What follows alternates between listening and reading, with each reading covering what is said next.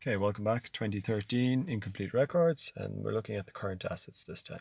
So the stock for a start, short for closing stock, we can just take it from what we've already done in the trading profit and loss. It's got to be the same figure, 15,000. So putting that in, we'll put it in the middle column here, I think, or maybe the first column. 15,000.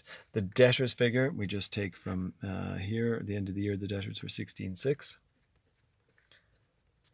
And if we continue then to look at the other assets and liabilities here, we see the stock was 15,500, including a stock of heating oil. Well, that heating oil has to go in here. Stock of oil or just heating oil is fine, and that was 500. Okay, we had debtors, creditors liability, so we'll skip that. Cash 550, that has to go in.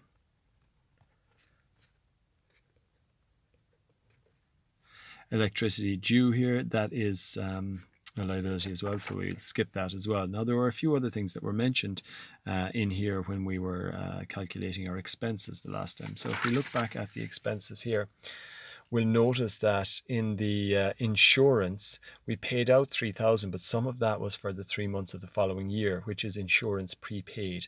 And that amount that we prepaid for the 3 months of the following year, we already calculated as 750. So we'll put in insurance prepaid.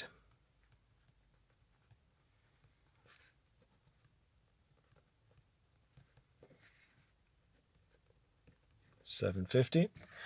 And again, if we look at our expenses that we paid out here, there was also a figure for rent that was paid in advance. We paid a full year's rent, but we only started renting in August, I think it was, and we had worked out that 470 was the amount that we should have been paying for the year, but we paid a full 11,400 on our own behalf and another 11,400 for the private side of the premises.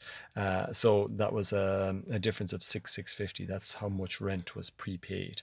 So we'll put that 6,650 in with our assets also.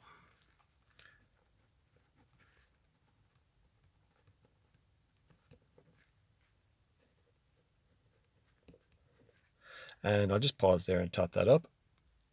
Of course, before I tot it up, I have one more big asset to put in there, but I'm going to do it in a separate video because it's a long one, and that's going to be bank, the amount of cash that we have in the bank.